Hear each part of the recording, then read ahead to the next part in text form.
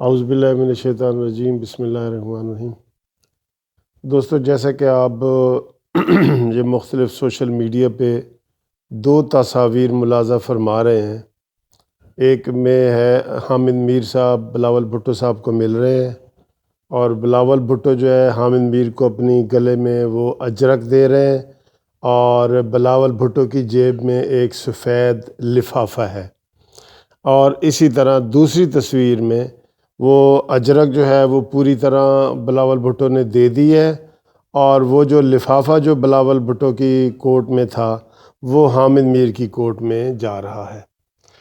دیکھا جا رہا ہے۔ دوستو، یہ ہمیں پہلے بھی سب کو پتہ ہے کہ لفافہ پالیٹکس،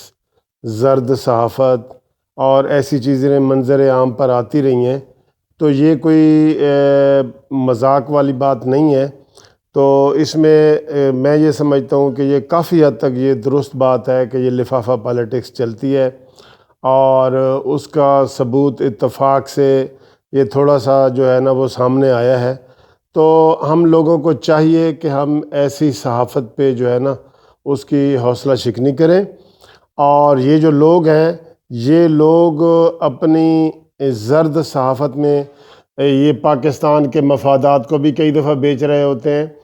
اور میں یہ سمجھتا ہوں کہ جیسے ملک ریاض بحریہ ٹاؤن والے کے حوالے سے لفافے گردش میں تھے، اس میں تمام بڑے بڑے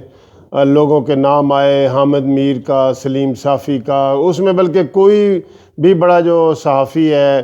کاشف عباسی ہے، یہ مبشر لقمان ہے، یہ جتنے لوگ ہیں کسی کو کبھی نام نہیں رہ گیا، اور سب نے جو ہے نا وہ لکھا ہوا تھا اکاؤنٹ نمبر فلانے سے اکاؤنٹ نمبر فلانے میں یہ چیز وصول کی ہے۔ تو دوستو، یہ چیز دیکھنے والی ہے کہ یہ کیوں ہمارے پاکستان میں اتنی زیادہ عام ہے،